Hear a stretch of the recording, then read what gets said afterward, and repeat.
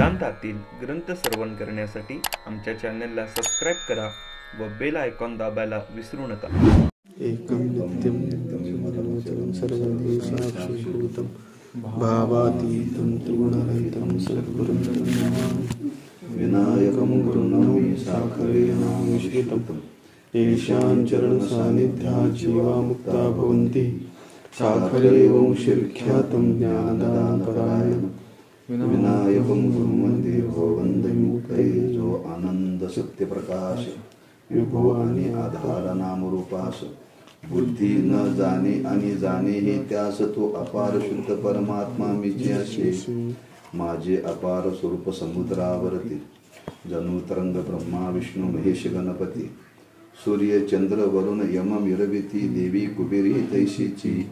जो सर्वज्ञानी दयाघन मुनी हृदय ज्याची करीती ध्यान. त्याचे बुद्धी उपाधी करून मिथ्या भान मदची माझे होत असे. ज्याच्या ज्ञानी भासे जगत जसा दोरीवरी सर्प दिसत. परी दोरी ठाईना सर्प जगत ते स्वतंत्र आणि स्वयंब्रह्म मीचे असे.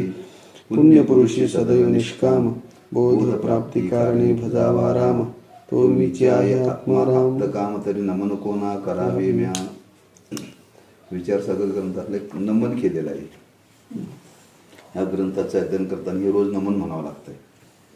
हां, हे नमन म्हणून याचं चिंतन करावं अशी पद्धत आहे आळंदीतली.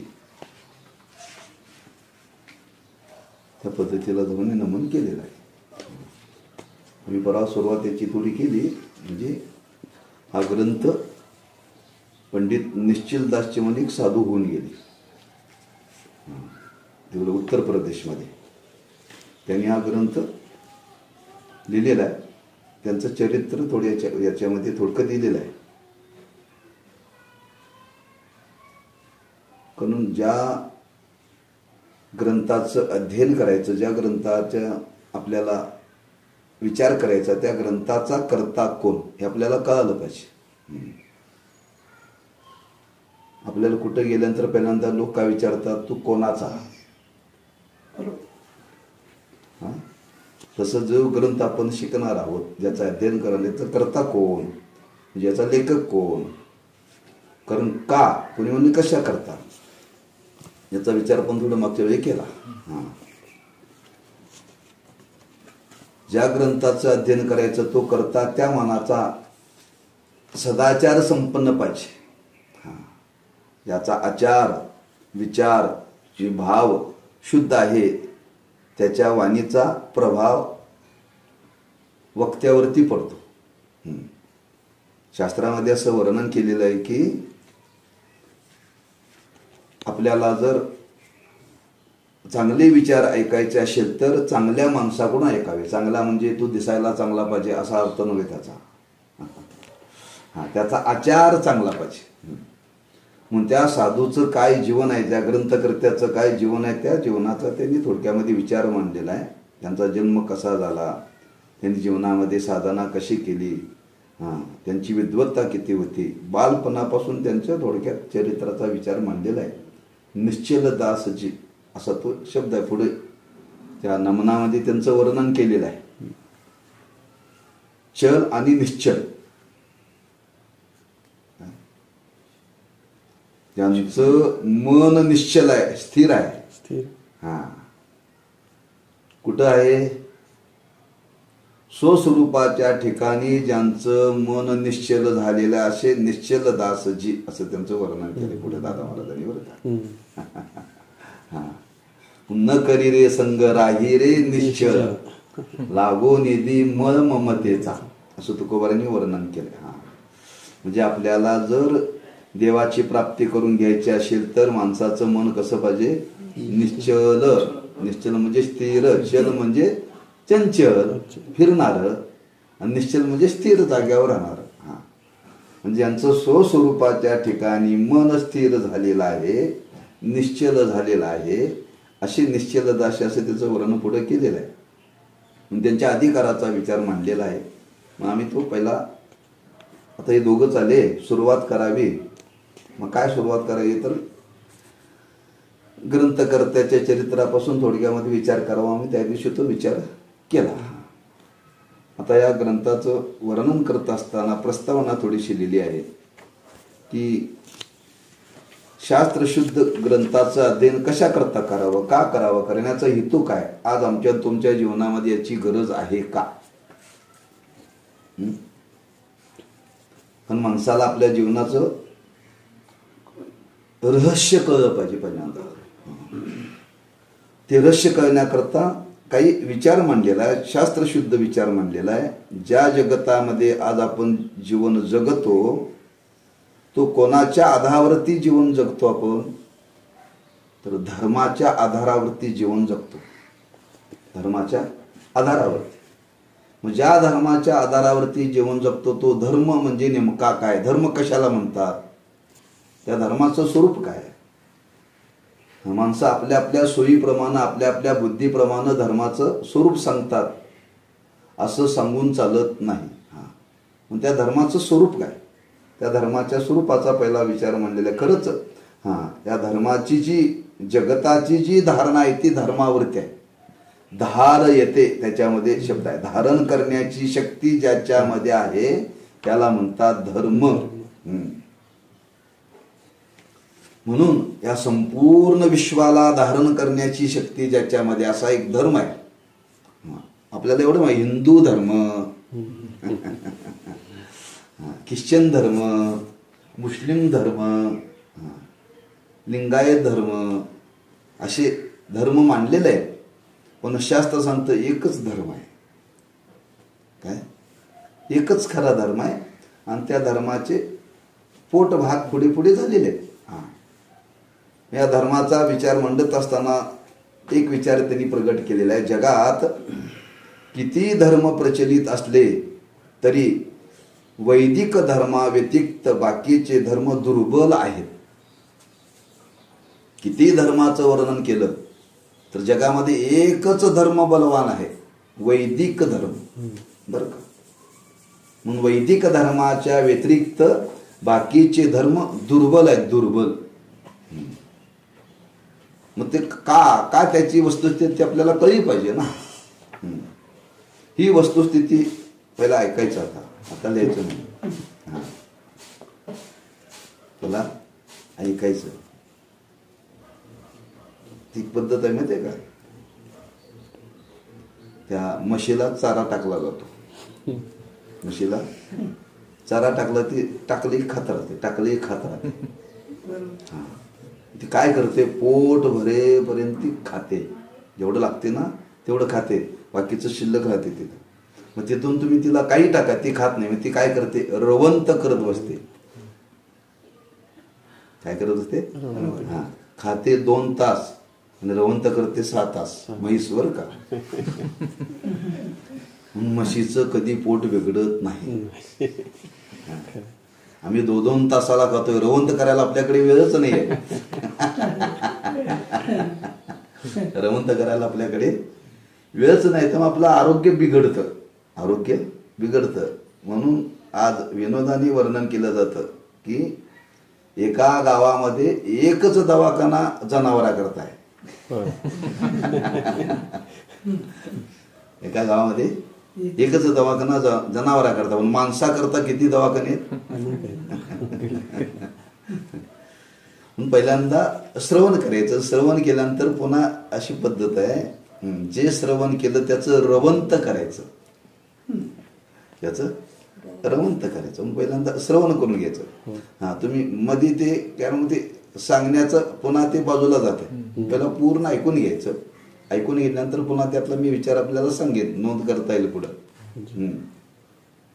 आता काय हे मशीन आहेच, तेव्हा सगळं त्यात टिपिंग होतंयच, तेव्हा अवघड काही नाही. म्हणून वैदिक धर्मा व्यतिरिक्त बाकीचे धर्म दुर्बल आहेत. आता इथं कोणाच्या मनात शंका येईल, वैदिक धर्म म्हणजे काय, वैदिक धर्म म्हणजे काय. वैदिक म्हणजे वेदाला धरून असलेले धर्म, वैदिक, त्याला वेद म्हणतात. वेदानुमोदित. मग वेद हा आहे तरी कसा, त्याचा पुढे विचार आलेला आहे. वेद हा अपौरुष आहे. अपौरुष म्हणजे पुरुषकृत आणि अपुरुषकृत असे 2 ग्रंथाचे भाग आहेत बरं का. त्याचा पुढा विचार आलेला आहे, त्याचा विस्तार पुढा पण करू.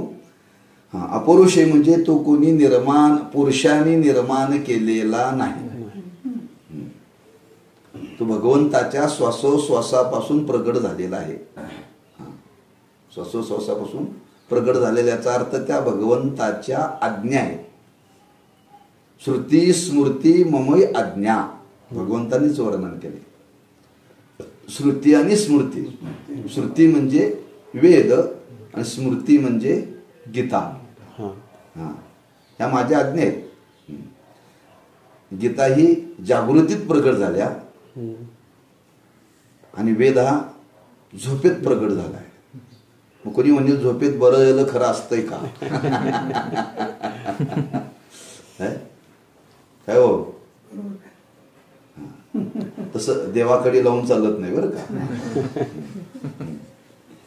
म्हणून वैदिक म्हणजे पहिला धर्माचा विचार मांडत असताना वेदांनी धर्म कशाला म्हणतात याची व्याख्या केली वेदांनी.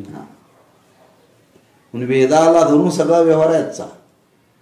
वेदाला धरून आजचा व्यवहार आहे. संपूर्ण या सृष्टीची निर्मिती करत असताना त्या सृष्टीचं प्रत्येक विचार त्या वेदामध्ये भगवंतांनी अक्षरबद्ध केलेला आहे.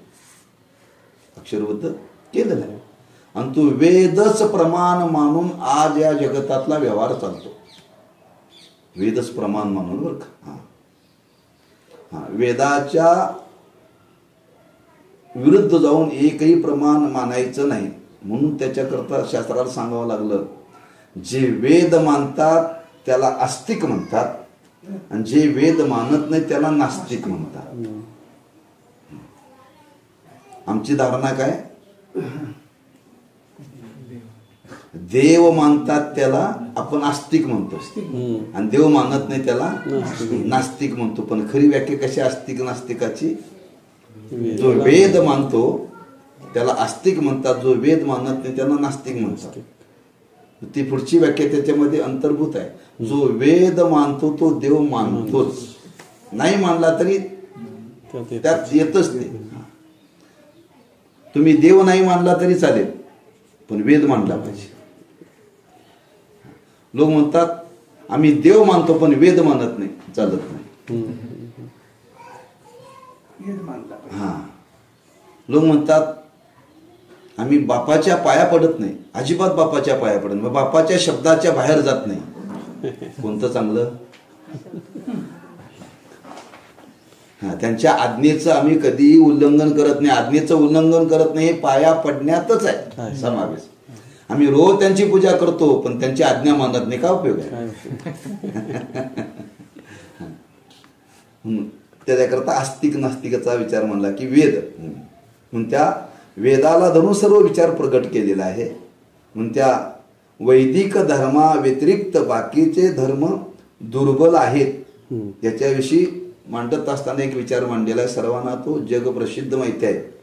ही वस्तुस्थिती स्वामी विवेकानंदांनी शिकागोच्या धर्म परिषदेत इतर धर्मियांच्या पुढे सिद्ध केलेली आहे. म्हणजे त्या काळामध्ये स्वामी विवेकानंदांनी जगामध्ये वैदिक धर्मच कसा श्रेष्ठ आहे हे सिद्ध केलेलं आहे. कुणाच्या समोर सिद्ध केले? त्या शिकागोच्या परिषदेला कोण होते? सोमे गोमे होते का विद्वान होते? विद्वान होते. जगातले विद्वान होते. विद्वानाच्या त्या सभेमध्ये ते सिद्ध केले बरं का. हे सर्वांना ज्ञात आहे. साधारण कोणताही समाज ज्याला नीती असे म्हणेल अशा नीती नियमासच धर्म म्हणण्याची वहिवाट आहे असे दिसते. पण हे बरोबर नाही बरं का. काही वहिवाटी आलेले आहेत, काही रूढी आलेल्या आहेत, त्यालाच नीती म्हणतात बरं का. आम्ही काय म्हणतो, का हो तुमच्या घरामध्ये हे असं का करता? आमचे वडील करत होते, आमचे आजोबा करत होते. त्याला कुठं शास्त्रात प्रमाण नाही. त्याला शास्त्रात कुठं प्रमाण नाहीये. बऱ्याच ठिकाणी वहिवाट आहे. त्या वहिवाटीप्रमाणे चालेल, त्यालाच लोक नीती म्हणायला लागले बरं का. त्या वहिवाटीलाच. हा, बऱ्याच गावातली पद्धत भिन्न भिन्न आहे बरं का. म्हणून त्या वहिवाटीविषयी कधी वाद घालायचा नाही बरं का. ज्या गावातली जशी वहिवाट असेल तिथं त्या पद्धतीने करा म्हणायचं. वहिवाटीप्रमाणे करा.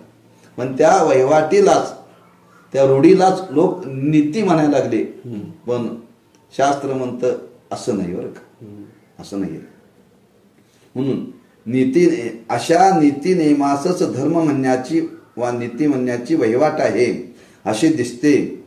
पण वैदिक धर्मात लोकांच्या सोयीप्रमाणे त्यांच्या नैसर्गिक वैषयिक इच्छा तृप्त करण्याकरिता विधाने केलेली नाहीत. काही लोकांनी वा असं वर्णन केले की लोकाला निसर्गतात आणि त्याच्या इच्छेप्रमाणे काही नियम केलेले नाहीत बरं का. आपल्या सोयीप्रमाणे जे नियम केले त्याला नीती म्हणत नाही. जो एकदा नियम केला त्या नियमामध्ये बदल नाही बरं का. त्या नियमामध्ये बदल नाही. निसर्गाला धरून काही गोष्टी केल्या, पण निसर्ग हा प्रत्येक वेळी बदलतो बरं का. म्हणून इथं दोन शब्द वापरले. लोकांच्या सोयीप्रमाणे त्यांच्या नैसर्गिक वागण्याला व वैश्विक इच्छा तृप्त करण्याकरता जी विधाने वा नियम केलेली नाहीत. तात्पर्य, वेदातील विधाने मनुष्याच्या निश्चित निरतिशय कल्याणाकरता साक्षात किंवा परंपरेने केलेली आहेत. जी विधाने केलेली ती कशा करता केलेली आहेत? माणसाची एक अपेक्षा आहे, निरतिशय सुखाचा अनुभव यावा. कसला? निरतिशय. त्याच्या विरुद्ध शब्द आहे सातिशय. निर्तिशय आणि सातिशय म्हणजे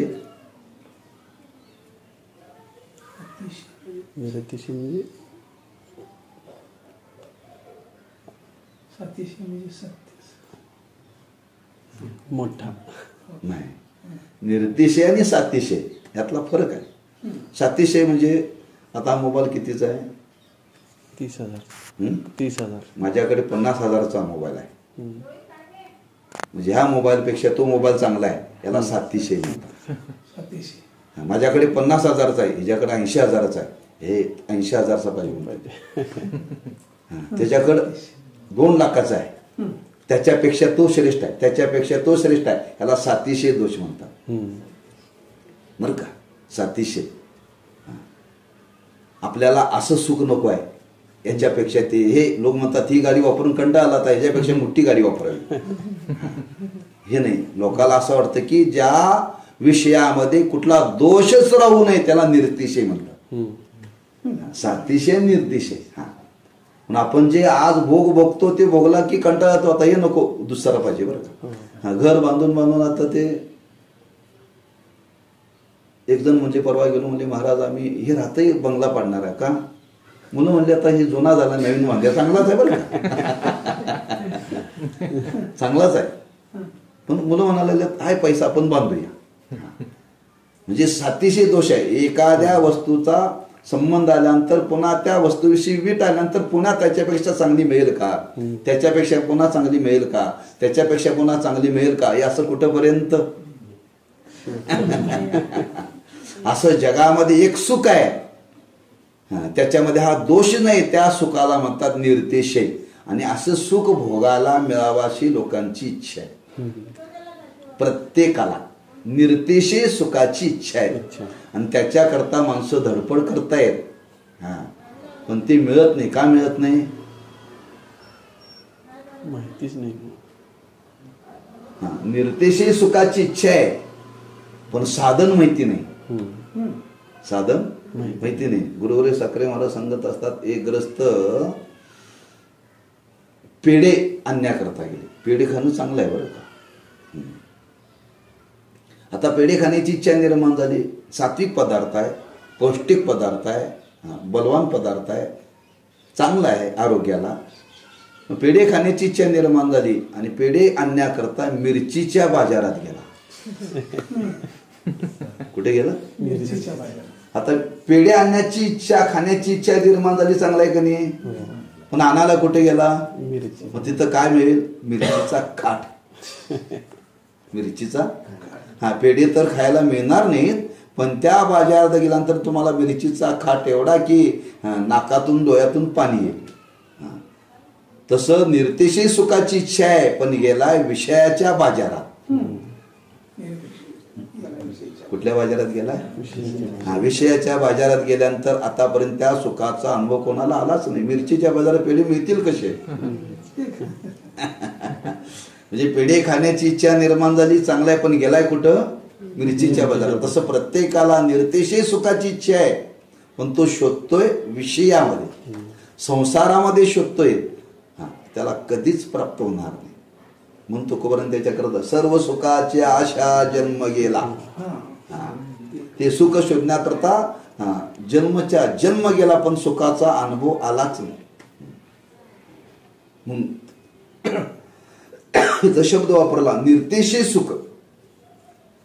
मनुष्य मात्राच्या निश्चित निर्तिशय कल्याणाकरिता. निर्तिशय कल्याणाकरता म्हणजे जे कल्याण एकदा झाल्यानंतर पुन्हा त्याच्यामध्ये आता मिळवण्यासारखं काही शिल्लक राहणार नाही, असं या हेतूने जे शास्त्रांनी केलेली विधान आहेत, विधीने केलेल्या आज्ञा मान्य करून त्याप्रमाणे वागणे हीच वैदिक मार्गातली नीती आहे. निर्तिशय कल्याणाकरता, निर्तिशय सुखाचा अनुभव येण्याकरता वेदांनी ज्या आज्ञा आम्हा तुम्हाला केल्या त्या आज्ञेला नीती म्हणतात. शब्द काय वापरला त्यांनी? नीती. कशाला म्हणतात?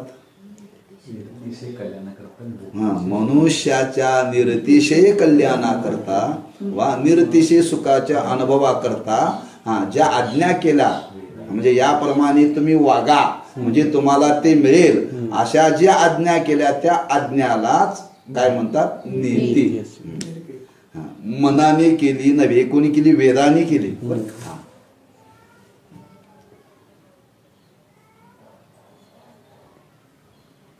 यावरून वेदाच्या मुख्य हेतूकडे लक्ष न देता केवळ मनुष्याच्या सदसद विवेक बुद्धीस वाटेल ती नीती असे ठरविणे वैदिक धर्मियास केव्हाही न्याय होणार नाही.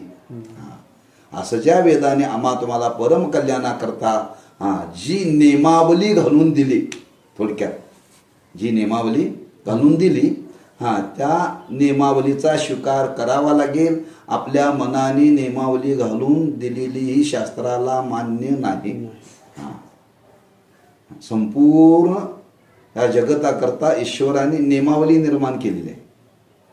नियम कधी केला जातो? नियम एकट्या करता असतो का दोघा करता?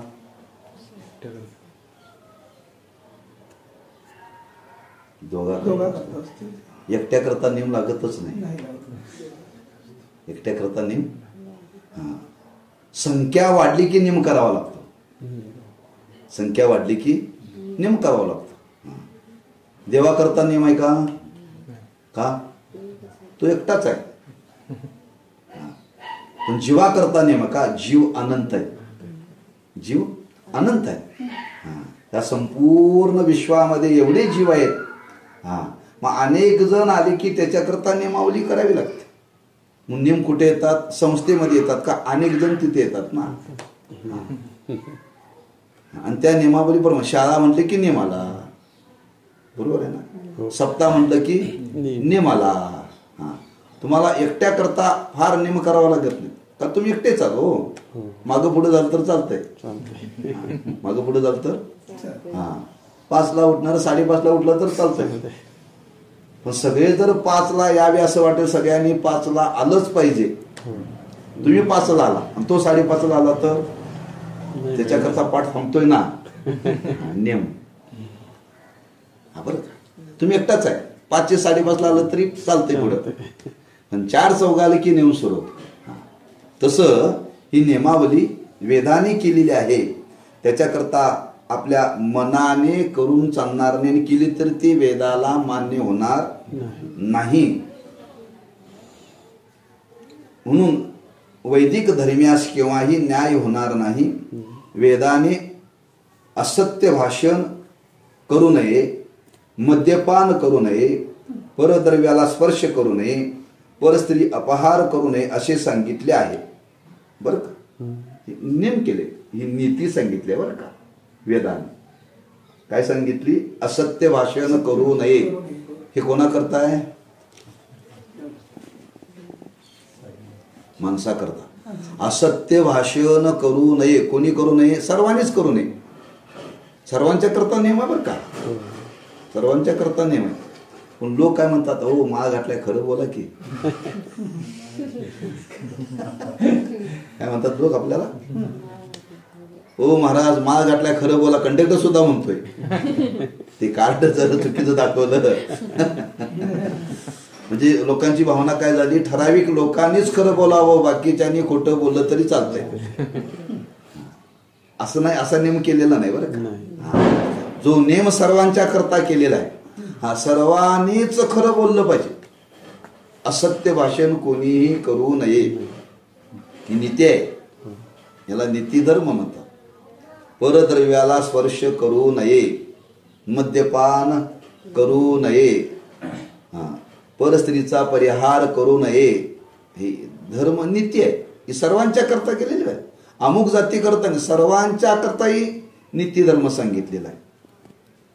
असे सांगितले आहे ते मनुष्याच्या सदसद विवेक बुद्धीस पटण्यासारखे आहे. परंतु यज्ञामध्ये पशु मारावा किंवा पुनर्विवाह करू नये असे सांगितले आहे. एखादा यज्ञ केला ना, त्याच्यामध्ये शेवटी पशु बळी द्यावा अशी एक पद्धत आहे. पुनर्विवाह करू नये असे सांगितले. ते मात्र प्रस्तुत मनुष्याच्या सदसद विवेक बुद्धीस पटत नाही.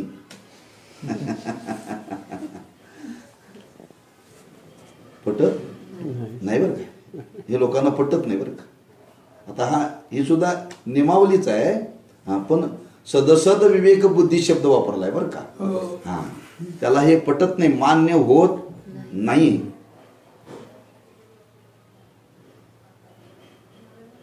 याचे कारण असं का?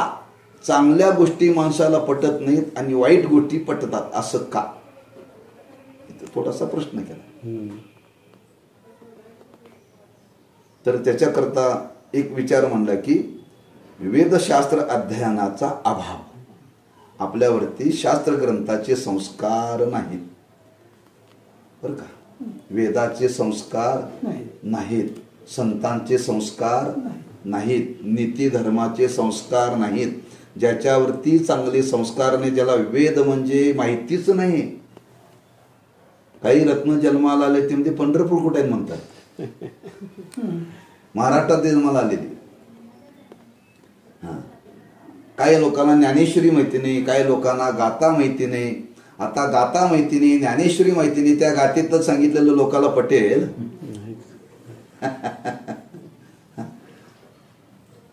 पटत नाही का? संस्कारच नाहीत ते. म्हणजे धर्माचे नीतीचे संस्कार आज समाजावरती नाहीत का? त्यांनी कधी आपल्या संस्कृतीचा अभ्यास केलाच नाही. संस्कृतीचा अभ्यास केलाच नाही. एवढे तर त्यांनी वर्णन केले या प्रस्तावनेमध्ये. आज लोक पाश्चात्य संस्कृतीचं अनुकरण करायला लागले का? आपल्या संस्कृतीचं आपल्याला परिपूर्ण ज्ञान नाही, परिपूर्ण ज्ञान नाहीये. म्हणजे आज आमच्या तुमच्या जीवनामध्ये अधर्म वाढण्याला कारण जर काय असेल तर आपल्याला शास्त्र अध्ययनाचा अभाव. मग लोकाला शान केलं पाहिजे का नाही? लोकाला शान केलं म्हणजे हे संस्कार केले पाहिजे. हे संस्कार केले तर माणसं जागे होतील. पण संस्कार केले, पण संस्कार करण्याकरता तशी माणसं पाहिजेत ना, तशी माणसं पाहिजे. म्हणून हे शास्त्र संस्कार सांगणाऱ्याला सुद्धा नाहीत बरं का.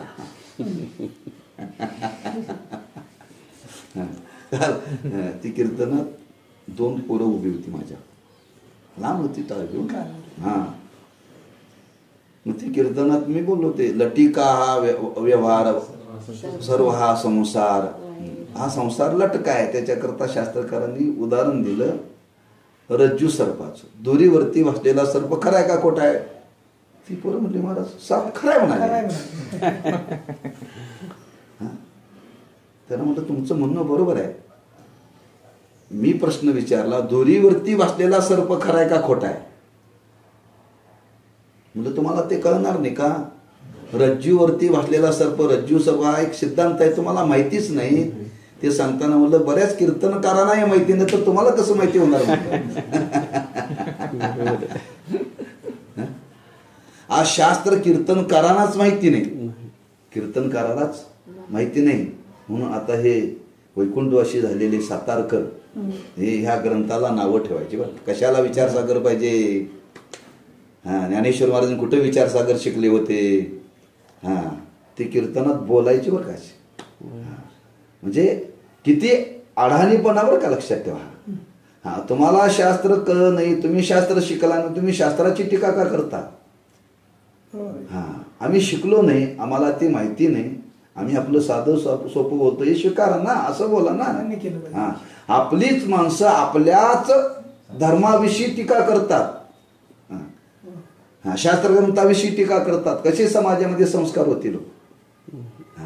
इथं महत्वाचा शब्द वापरला वेदशास्त्र अध्ययनाचा अभाव. शास्त्र ग्रंथ आपल्याला माहिती नाहीत. म्हणजे या ग्रंथाचा फार विचार आहे. हे कशा करता शिकायचं? आपली बुद्धी स्थिर राहावी असं वाटत असेल तर या ग्रंथाची गरज आहे. हा ग्रंथ लोकाला सांगण्याकरता शास्त्र नाही, शास्त्र हे जगण्याकरता आहे बरं का. शास्त्र हे जगण्याकरता आहे. आपल्याला जगायचं आहे का लोकाला सांगायचं आहे? जगायचं आहे. त्या परिस्थितीमध्ये जे आपल्या वाट्याला आलेलं कर्म आहे, आपल्या वाट्याला आलेलं जे प्रारब्ध आहे ते भोगत भोगत आनंदाने जीवन जगायचं असेल तर तुम्हाला हे आज कळण्याची गरज आहे. लोक म्हणतात याची आम्हाला गरज नाही, याची आपल्याला गरज नाही. आम्ही लोकांना म्हणतो रोज व्यायाम करत आलो, म्हणतात महाराज आम्हाला गरज नाही, आमची काय कंबर दुखत नाही, गुडघे दुखत नाही, आम्हाला शुगर नाही, बीपी नाही. मग वयाला 60, 65, 70 येतात, डॉक्टर म्हणतात आता तुमचं शुगर बीपी वाढलेले आहे, आता पथ्य पाळायला पाहिजे, थोडा व्यायाम केला पाहिजे. मुलं म्हणतात महाराज आता मला शिकवा. मग पूर्वी म्हणत होता गरज नव्हती, माता का?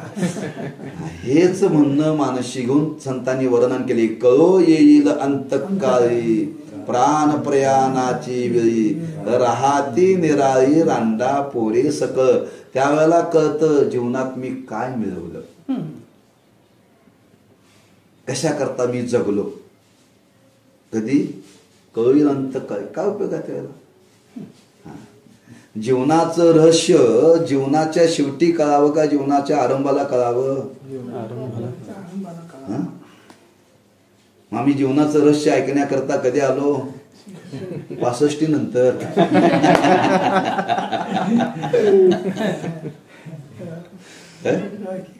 ती विरुद्ध करायचं, आता उलट करा.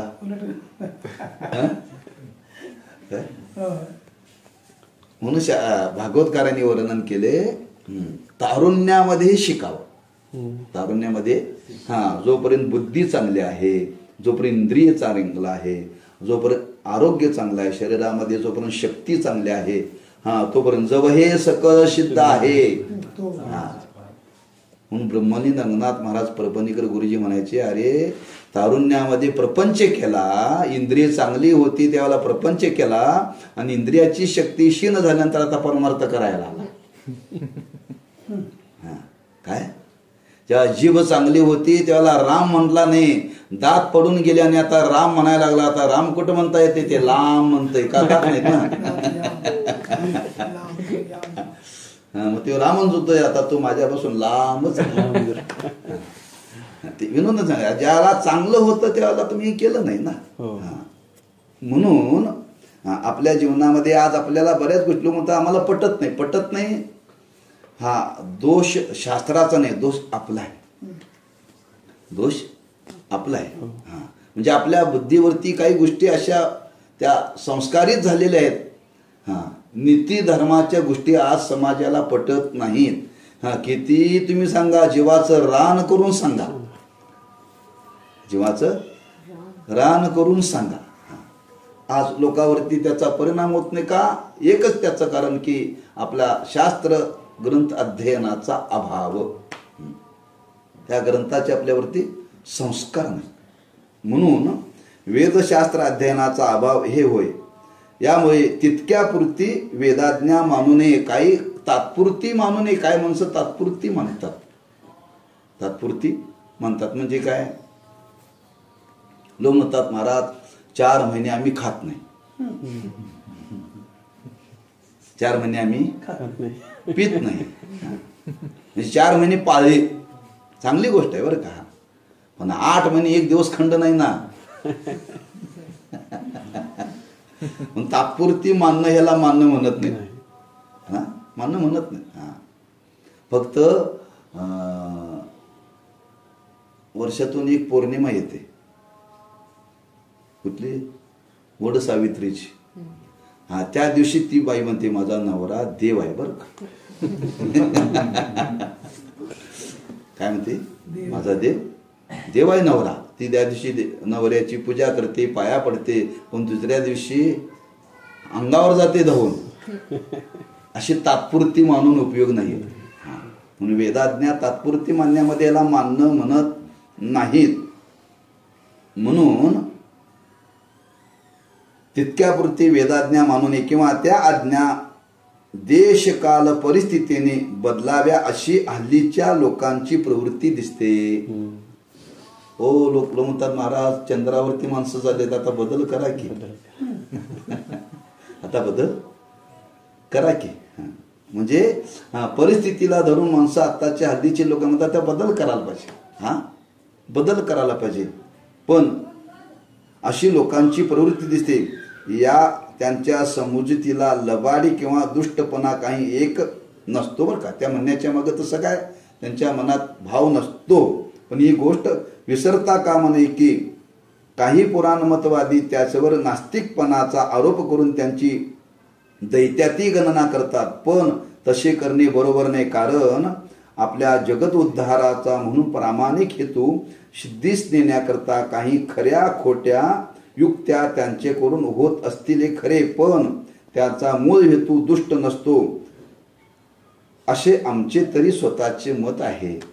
त्याच्या बुद्धीमध्ये दुष्टपणा नसतो. का नसतो? का बदल करावा लागतो या हल्लीच्या ह्याच्यामध्ये? का? याला त्यांनी पहिलंच वाक्य लक्षात ठेवा, शास्त्र अध्ययनाचा अभाव. त्याच्या मनात काय वाईट बुद्धी नसते. त्या लोकांना दोष देता येणार नाही.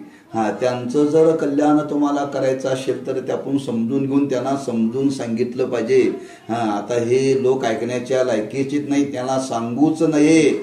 असं जर तिरस्कार बुद्धी केली तर तुम्ही लोकाला काय सांगणार, असं आमचं मत आहे, असं दादानं एक मत प्रकट केलेलं आहे. म्हणजे समाजाचं परम कल्याण जर करायचं असेल तर त्यांचा हेतू समजून घेतला पाहिजे आपण, आणि आपला वेदाचा हेतू त्यांना समजून सांगितला पाहिजे. हे ऐकतच नाही म्हणून त्यांची गणना असुरामध्ये दुष्टबुद्धीच्या लोकांमध्ये करू नका. शेवटी त्यात एक विचार मांडलाय, तुम्ही अतीव प्रयत्नाने सांगून जर त्यांच्यावरती परिणाम होत नसेल तर मग थांबा म्हणून सांगितलंय. अविश्वासी क्रोधी अविश्वासी त्याशी बोध कैसा, वेद आपली व्यर्थ आपली वाचा शिनवू नये. बरं का? अतीव सांगून जर त्याच्यावरती परिणाम होत नसेल तर मग सांगण्याच्या भानगडीत पडू नका. शेवटचा निर्णय बरं का. पण सांगत राहा, सांगत राहा, कधी तर त्याच्यात बदल होईल बुद्धीत, असं एक आमचं मत आहे. असं ते विचार प्रकट केलेला आहे. ही सदसद विवेक बुद्धी वैदिक धर्मासच बाधते असे नाही, तर बरेच आधुनिक विद्वान जिला डोक्यावर घेऊन नाचतात त्या थिओसॉफी सुद्धा बाधा करते. एक विचार आहे, म्हणजे आधुनिक विचार मानला जातो. भोगवादी लोक, बर का, भोगवादी लोक हे मान्य करत नाहीत. जगामध्ये भोगवादी लोकांची संख्या अलीकडे आहे. भोगवादी लोकांना त्याग विचार पटत नाही बरं का. त्यागाचा विचार पटत नाही. म्हणून एक पुण्यामध्ये चर्चाक्षेत्र होतं. कधी 1924ला दादा महाराज साखरे ज्या काळात होते, त्या काळातला प्रसंग आहे. 1924 म्हणजे आज किती वर्ष झाली? 100 वर्ष. त्या काळामध्ये जगातले विद्वान एकत्र पुण्यामध्ये आणले होते आणि या विषयावरती चर्चासत्र होतं. आणि त्या सभेला दादा महाराज गेले होते आणि त्यांनी हे विचार पटवून दिले. हे विचार पटवून दिल्यानंतर त्या विद्वानाला कोणालाही पुढे बोलता आलं नाही. म्हणजे विचाराने आम्ही हा विचार मांडला तेव्हा सगळ्यांची वाणी थांबली. म्हणून त्यांनी एक विचार मांडला, एक अनुभव सांगितला बरं का आपला, की असा पुणे येथील झालेल्या वसंत व्याख्यानमालेतील सर्वांस आलेला अनुभव आहे. संप्रदायातील अद्वैर्य म्हणविणाऱ्या आणि जन्मभर वकिली करणाऱ्या काही पंडितापुढे सरळ अगदी साधे असे 10-12 प्रश्न टाकले तेव्हा कोण फेफे सर्वांची उडाले. कोणाला त्याचं उत्तर देता आलं नाही.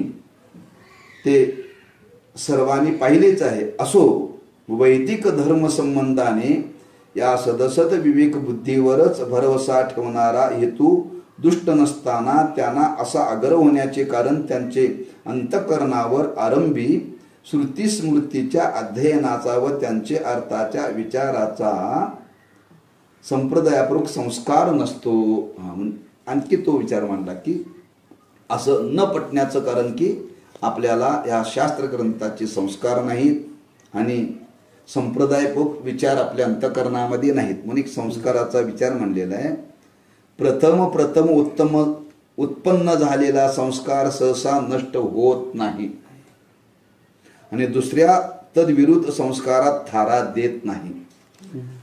एखादा पहिला संस्कार जर बालपणामध्ये झाला तर तो संस्कार मरेपर्यंत जात नाही आणि तिथं दुसरा संस्कार जर स्थापन करण्याचा प्रयत्न केला तर पहिला संस्कार त्या विचाराला थारा देत नाही. संस्कार करताना चांगले करा. आपल्यावरती बालपणापासूनच असे संस्कार झालेत, ते पक्के झालेत. आता आपण किती चांगले संस्कार सांगण्याचा प्रयत्न केला तर ते संस्कार त्याच्यावरती होत नाही. करताना चांगले संस्कार केले पाहिजे. बालपणामध्येच आपल्याला सकस आहार मिळाला पाहिजे. बालपणामध्ये सकस आहार नाही मिळाला आणि पुढे जर तुम्ही त्याला सकस आहार खाऊ घालण्याचा प्रयत्न केला तर काहीच उपयोग होत नाही. काहीच होत नाही बरं का.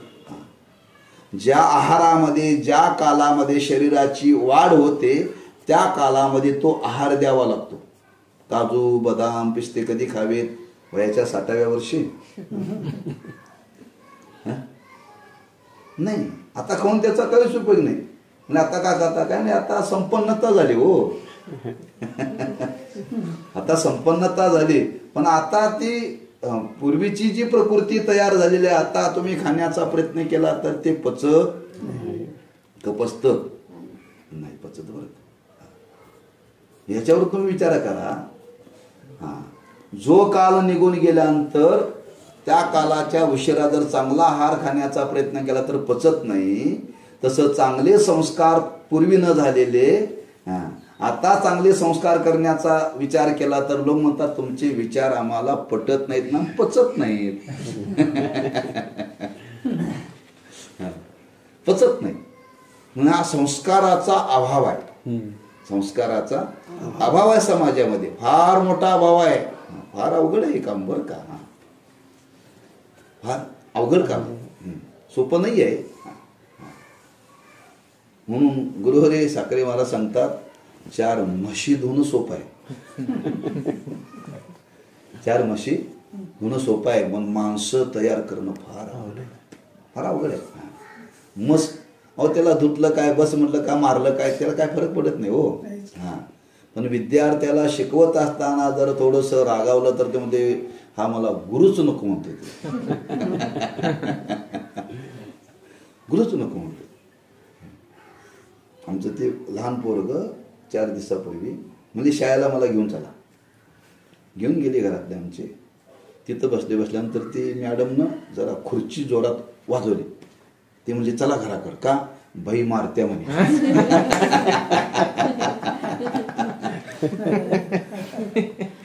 म्हणजे लहान पोरग नुसतं त्याला मारले नाही, ती खुर्चीवरती जोरात आपटली काठी. हो, ते म्हणजे चला आता घराकडे. काय रे, ती बाई मारते म्हणाले. म्हणजे एखाद्याला रागावून विचार जर सांगितला तर माणसं येत नाही, लक्षात ठेवा. म्हणून हे संस्कार करण्याकरता पूर्वसंस्कार आपले चांगले पाहिजेत बरं का. उलट उगत संतांनी म्हटलं नाही, बहुत सुकृताची जोडी. सुकृत म्हणजे चांगलं केलेलं कर्म. हा एक विचार मांडलेला आहे तिथं बरं. म्हणून आज आपल्या जीवनामध्ये शास्त्र संस्कार आणि संप्रदायाचे संस्कार नाहीत बरं का. संस्कार नाही. या गोष्टीचा फार आपल्याला अनुभव येतो. परमार्थ करणाऱ्याला तर फार अनुभव येतो, लक्षात ठेवा. आता कीर्तन हे लोकाला सांगत असताना का पैसे द्यावे लागतात का हो? तरी माणसं कीर्तन ऐकायला येत नाहीत का? नाहीतर तुमचा वेळ नको तिथं जातोच का नाही. आम्ही लोकांना म्हणतो तिथं बसण्यापेक्षा, चवाट्यावरती बसण्यापेक्षा येऊन पुढे मंडपात बसा ना. बसत नाहीत का? संस्काराचा अभाव. संस्काराचा अभाव. त्यांना कीर्तन म्हणजे काय माहितीच नाही. मग ते एखादं कीर्तन त्यांनी टीव्हीवरती ऐकलेलं असतं, पोट भरून हसायचं. ते म्हणतात गोपाळ महाराज पुढच्या वर्षी असा महाराजांना बरं कीर्तनाला. गोपाळ म्हणजे होतो कीर्तनकार नव्हे, असं कसं का सध्या बिदागी मी देतो ना. असं ती बिदागी होतो कीर्तनकार नाही, त्यालाच आणायचं बघा. मग ह्यानं जर नाही म्हटलं मग ते म्हणले हे सप्ताह आमच्या ताब्यात द्या म्हणतात ते. म्हणजे कसं काय काय घडते समाजामध्ये बघा ना. म्हणजे संप्रदायाचे संस्कार नाहीत आणि शास्त्राचे संस्कार नाहीत आपल्या जीवनावर. आणि त्याचा हा अभाव असल्यामुळं शास्त्राच्या गोष्टी आपल्याला लवकर पटत नाहीत. पटत नाहीत बरं का.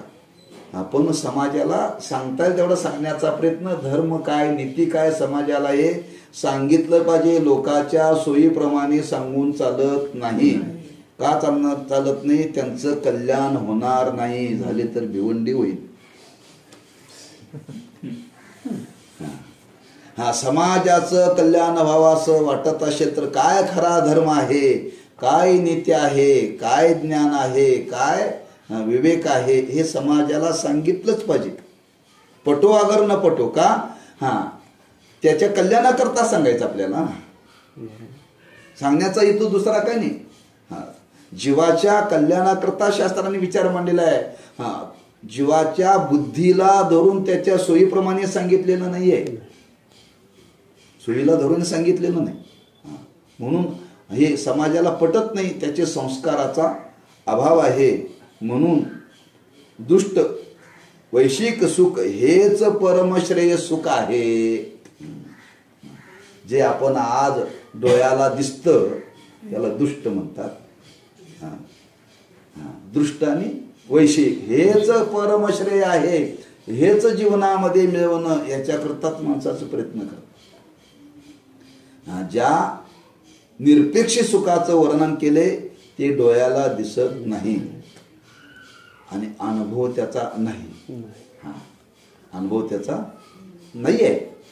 ज्याचा अनुभव आहे, जे डोळ्याला दिसतं तेच खरं जीवनामध्ये प्राप्त केलं पाहिजे. हेच जीवनातलं परमश्रेय आहे अशी लोकांची भावना झाली.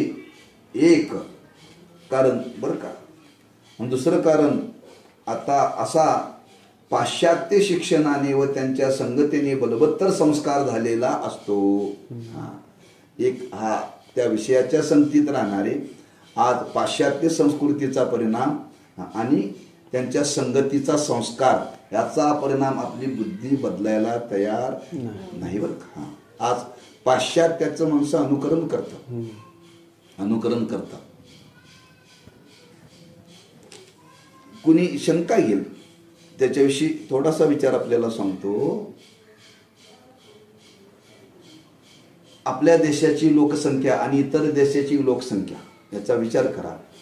धर्माला नीतीला मानणारा आपला देश आहे आणि बाकीचे देश धर्माला नीतीला मानणारे नाहीत.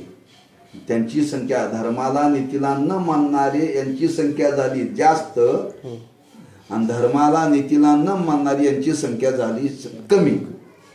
मग आज समाजामध्ये कोणाला महत्व दिलं? बहुमताला महत्व दिलं जातं का अल्पमताला महत्व दिलं जातं? इथं हा विचार चालेल का? हो, जग मानतं ना. काय? अरे जग मानतं, पण त्या मानण्याच्या मागं अज्ञान आहे ना. अज्ञान आहे. आंधळा म्हणतो सूर्यच नाही. आंधळा काय म्हणतो? का? त्याला दिसतच नाही. मग त्याला दिसत नाही म्हणून सूर्य नाही म्हणायचा का? आम्हाला दिसतो ना. म्हणून आज पाश्चात्य संस्कार आणि त्या शिक्षणाचा परिणाम की आज लोकांची भोगाकडे प्रवृत्ती अधिक झाली. बरं का, भोगाकडे अधिक प्रवृत्ती झाली.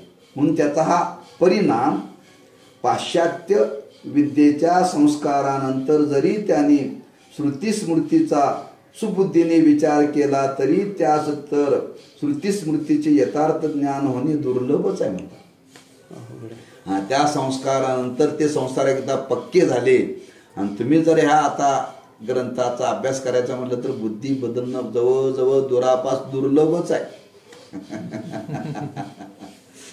बुद्धी बदलणं फार अवघडच आहे. लक्षात ठेवा, बुद्धी बदलणं फार अवघड आहे. लक्षात ठेवा. त्या महाभारतातला प्रसंग आहे. महाभारतातला प्रसंग आहे, कर्णाचा प्रसंग आहे. बरं का, कर्ण हा लहानपणामध्ये जन्माला आला आणि तो दुसऱ्याच्या संगतीत वाढला. कर्ण हा कुंतीचाच मुलगा, कुंतीचाच मुलगा. दुसऱ्याच्या संगतीत वाढला. लहानाचं मोठं त्यांनी केलं आणि त्याच्या पुढे त्याला संगत मिळाली दुर्योधनाची. आता युद्ध करण्याचा निश्चय झाला. युद्ध करण्याचा निश्चय झाल्यानंतर कुंतीला वाटलं कर्ण हा बलवान आहे, अर्जुनाच्या पेक्षाही बलवान आहे. हा जर आपलाच मुलगा आहे पण ह्याला आपल्याकडे आणायला पाहिजे. हा जर आपल्याकडे आणला ना, ह्या कौरवांचं काय चालणारच नाही आणखी. म्हणून कुंतीने एकांतात त्या कर्णाला भेटण्याचा प्रयत्न केला आणि एकांतामध्ये ती कुंती कर्णाला भेटली आणि त्याला समजून सांगण्याचा प्रयत्न केला. सगळं घडलेलं चरित्र कुंती मातेनं सांगितलं बरं का कर्णाला. कर्ण म्हटला, मान्य आहे तू माझी आई आहेस, पण आता मी तुमच्याकडे येणार नाही. ज्या आईनं जन्म दिला, जन्म दिल्यानंतर ज्या दिवशी जन्म झाला त्या दिवशी तिला सोडलं होतं बरं का, नदीमध्ये पेटीमध्ये घालून. तिथून लहानाचा मोठा तो दुसऱ्याच्या संस्कारात झाला. तिथून तो दुष्टाच्या संगतीत गेला. तर साक्षात जन्म देणारी आई कर्णाची बुद्धी बदलण्याचा प्रयत्न करते, पण बुद्धी बदलली नाही. लक्षात ठेवा.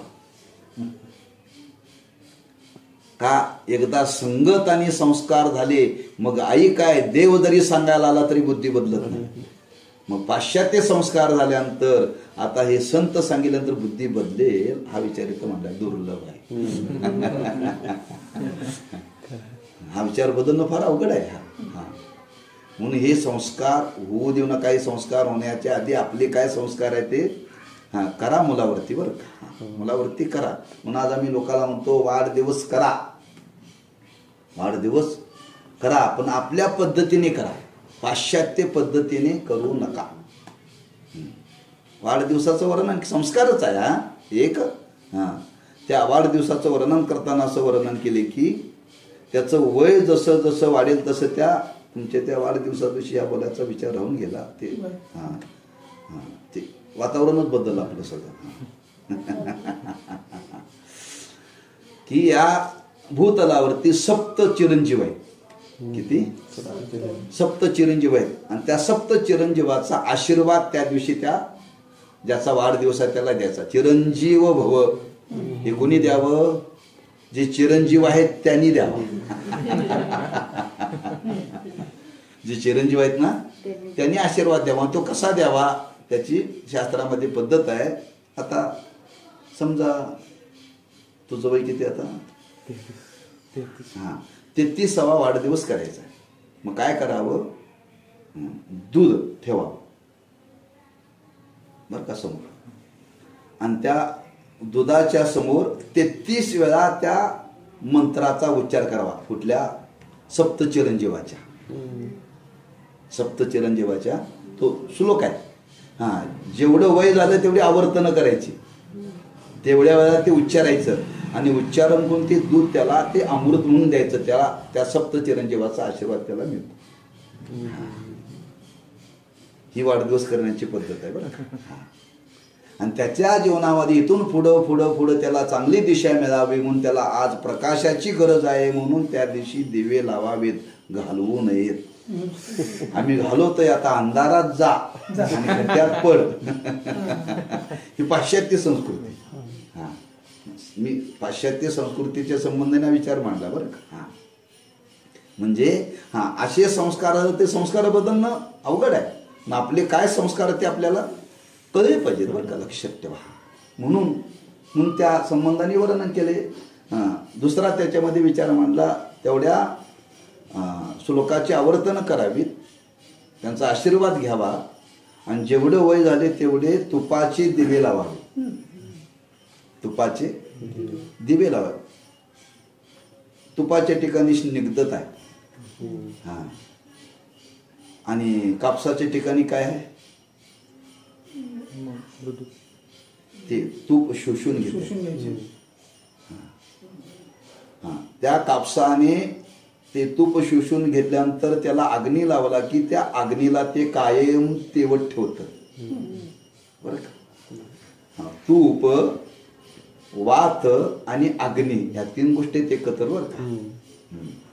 आणि ते तूप असं आहे की ते हाताला लागलं ना ते पाण्याने धुतल्यानंतर चिकटपणा जात नाही. त्याची स्निग्धता कायम राहते.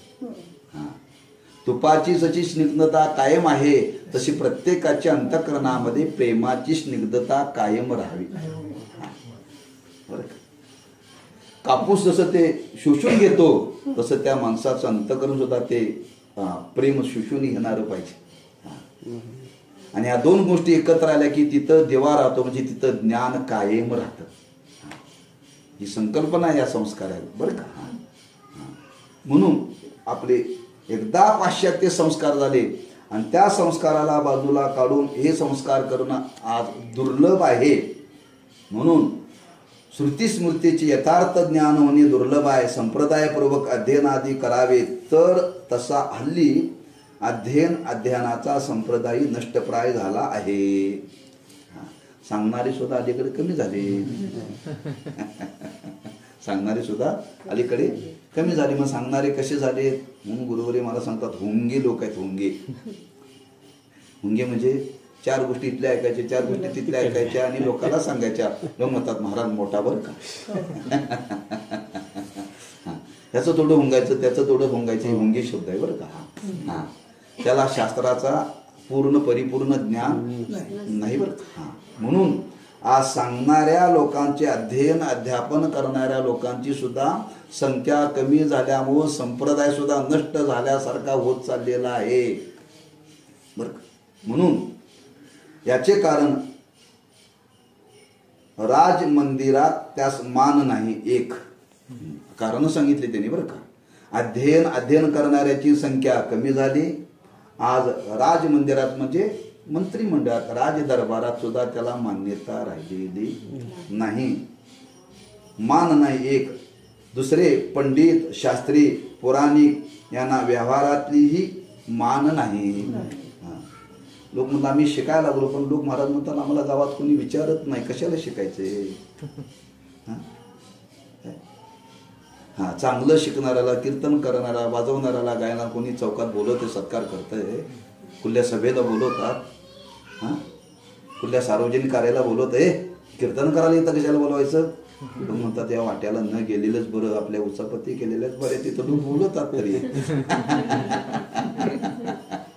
म्हणजे असा शिकून एखादा तयार झाला तरी त्याला समाजामध्ये मानही मिळत नाही. म्हणून माणसांची प्रवृत्ती इकडे होईना. का प्रवृत्ती होणार, कारण सांगितली बरं का. हा, राज दरबारात कोणी विचारत नाही. हा, सांगणाऱ्यांची संख्या कमी झाली. हा, त्यामुळं आज अशी परिस्थिती निर्माण झाली. वास्तविक शास्त्रीय विषयात प्रोफेसरापेक्षा शास्त्री बहुधा जास्त विद्वान असतो. प्राध्यापकापेक्षा, प्राचार्यापेक्षा शास्त्र शिकणारा मनुष्य खरा विद्वान असतो. पण त्याला मान्यता नाही ना, मान्यता नाही. आमची गुरुबंध आहे, बाकीच्याचा आपल्याला काय अनुभव नाही. हां, श्याम महाराज, हां, मी त्यांना विचारलं, ते महिला कॉलेजला आज प्राध्यापक आहेत बरं. म्हणजे श्याम महाराज तुम्ही रोज किती, त्यामध्ये 35 मिनिटाचे 2 तास, किती एवढंच बरं का शिकवतोय म्हणजे मी. महिन्याला ₹1.25 लाख पगार आहे. 35 मिनिटं, 70 मिनिटं शिकवतोय. म्हणजे आम्ही दिवसभर राबतोय ना, आम्हाला कोणी काय देत नाही ना. 70 मिनिटं शिकवतोय वर्षाला, महिन्याला ₹1.25 लाख पगार, दिवसाला किती झाला. म्हणजे 70 मिनिटाला किती पगार त्याला मिळतोय बघा ना. बरोबर आहे ना. म्हणजे आज त्याच्यापेक्षा हे ज्ञान कितीतरी श्रेष्ठ आहे, पण याला कोणी विचारतच नाही. तो त्या मानाने कितीतरी विद्वान आहे. ते म्हणजे महाराज, मी त्यांना म्हटलं हे काय, म्हणजे महाराज हे तिथं शिकून चालत नाही म्हणले. एखादा संप्रदायाचा विचार तिथे शिकून चालत नाही, ते जी पुस्तक आहे त्यातलं शिकवावं लागते म्हणले. तुम्ही चांगलं शिकून तिथं चालत नाही म्हणले. चांगलं शिकवायला लागलं की विद्यार्थी तक्रार करतात म्हणजे. म्हणजे आज व्यावहारिक दृष्टीने विचार केला तर व्यावहारिक दृष्टीने सुद्धा या ज्ञानाला काही कोणी महत्व देतच नाही. परिणाम आज कोणी शिकण्याची प्रवृत्ती इकडे नाही, शिकण्याची प्रवृत्ती नाही आहे. म्हणून जास्त विद्वान असतो, पण कालगतीने शास्त्री वाक्षरी किंवा याज्ञिक या त्रिअक्षरी शब्दाच हीनता येऊन पोचली आहे. पुराणिक, विद्वान, याज्ञिक किती अक्षर आहे? 3 अक्षर. ह्या 3 अक्षराला आज हीनता निर्माण झाली. यांच्याकडे कोणी बघायला तयार नाही. हा कालाचा प्रभाव बरं का. त्यास कोण काय करणार. आणि तिसरे कारण, त्यापासून प्रपंचाचा निर्वाह होत नाही. 2 तास भजन केलं म्हणून काय कृपाला देव येणार आहे? 2 तास भजन केलं तेव्हा म्हणला काय महाराज रातपाळी करायला देव मला मदत करणार आहे? असा काय अनुभव आहे का? हे केलं तर ह्याच्यापासून प्रपंचात काय उदरनिर्वाह होतो का? काहीच होत नाही ना. म्हणून लोकांचा इकडं येण्याचा कल कमी. म्हणजे प्रापंचिक जीवनामध्ये याच्याने काय पोट भरत नाही, पोट भरत नाही. संतांनी वर्णन केले, व्यवहारातली मन आहे, जरी झाला संन्याशी तरी माध्यानाशी तोंड वाशी. जरी संन्याशी झाला तरी माध्यानाला त्याला भूक लागते ना, त्याची व्यवस्था कोण करायची? म्हणजे कधी खायला मिळतं? राबलं तर ना, राबलं तर. म्हणून प्रापंचिक उदरनिर्वाह होत नाही. या 3 कारणामुळे वैदिक अध्यापनाचा संप्रदाय नष्ट होत चालला आहे, अशी आमची खात्री आहे बरं का.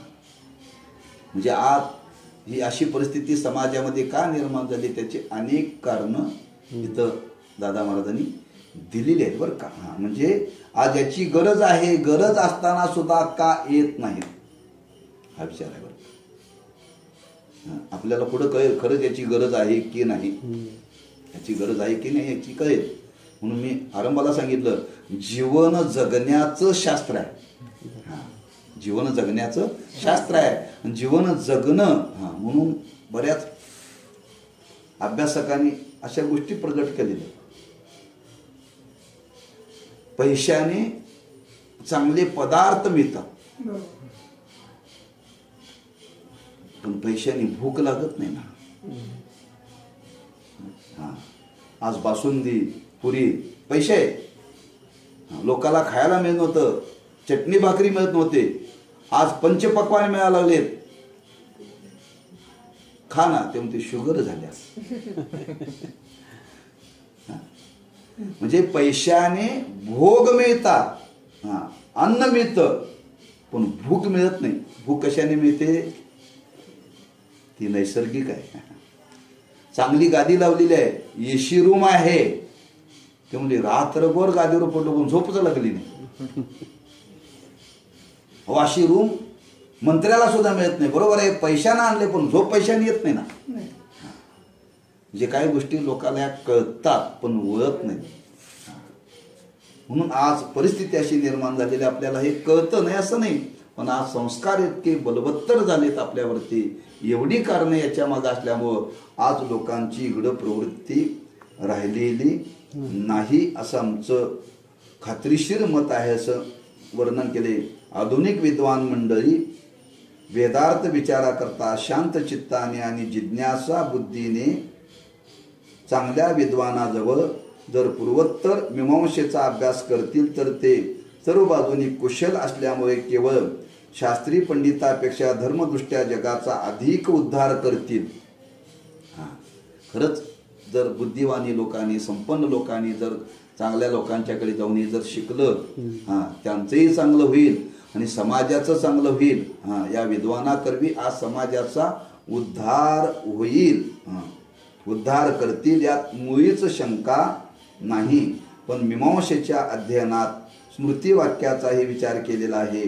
त्यातील स्मृतीचे लक्षण, स्मृतीचे प्रामाण्य याचा प्रोक्त विचार लक्षात आला म्हणजे हल्लीच्या परिस्थितीनुरूप नवीन स्मृती करावी असा त्याचा आग्रही कायम राहणार नाही असा आम्हास भरोसा आहे. खरंच हे आपण जर शास्त्र शिकलं ना आपल्याला कळेल काय जीवनाचं रहस्य आहे. श्रुतीचा विचार काय, स्मृतीचा विचार काय आहे हे आपल्याला माहिती नाही. मी सांगितलं श्रुती म्हणजेच आपल्याला काय माहिती नाही आणि स्मृती म्हणजेच आपल्याला काय माहिती नाही. त्यांनी व्याख्या काय केली, जे कानानं ऐकलं जातं त्याला म्हणतात श्रुती. श्रुती म्हणजे कान ना.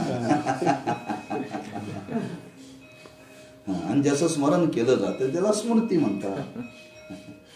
श्रुती आणि स्मृती असा त्याचा ग्रंथ होत नाही बरं का. म्हणून श्रुती शब्दाचा अर्थ आहे वेद आणि स्मृती शब्दाचा अर्थ आहे गीता. यांचे विचार आपल्याला ऐकावे लागतील.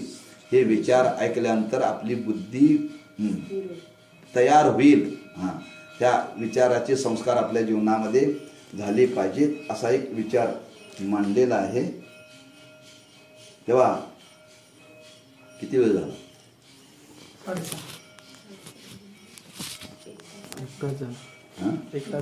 एक तास झाला.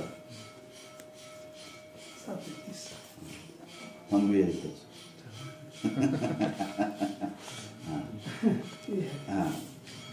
म्हणजे थोडासा आज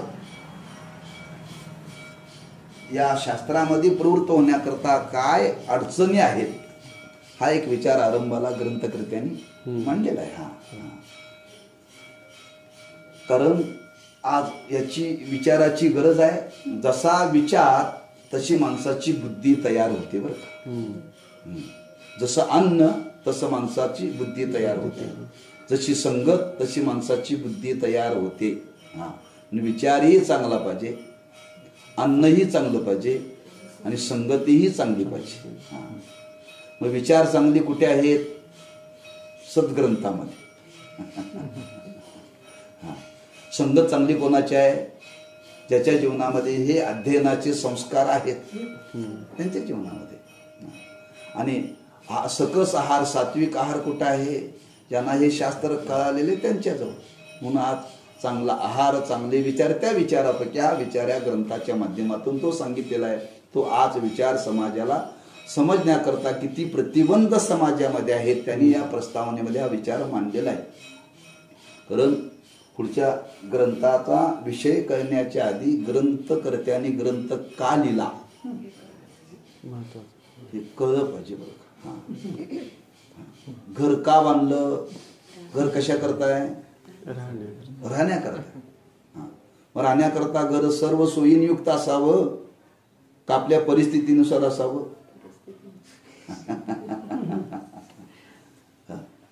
कसं असावं? परिस्थितीनुसार असावं का? राहण्याकरता घराची गरज आहे. उन्हाचं, पावसाचं आणि थंडीचं निवारण करण्याकरता घर आहे. माणसाला थंडी लागू नये, वारा लागू नये आणि उष्णता लागू नये याच्याकरता घर आहे. मग त्याला झोपडीतही जगता येतं आणि त्याला बंगल्यातही जगता येतं. पण माणसं झोपडीमध्ये न जगता बंगला बांधण्याकरता पैसा लागतो आणि तो पैसा मिळवण्याकरता आयुष्य खर्च होतं. बंगला बांधतो, वास्तुशांती सकाळी होते, संध्याकाळी याची यात्रा निघते. म्हणून जशी परिस्थिती त्या परिस्थितीमध्ये राहून चांगला विचार जीवनामध्ये ग्रहण करावा, त्या विचाराची काय गरज आहे म्हणून हा ग्रंथकर्त्यांनी पहिला त्याचा विचार मांडलेला आहे. याची गरज आहे का? त्याचा विचार आपल्याला पहिला पटला तर आपली पुढची प्रवृत्ती होईल. पुन्हा विचार आपल्या समोर मांडलेला आहे. ह्या विचाराचा आपण अभ्यास करा. पुंडलिक वरदारी विठ्ठल श्री ज्ञानदेव विठ्ठल पुंडलिक वरदारी श्री ज्ञानदेव तुकाराम.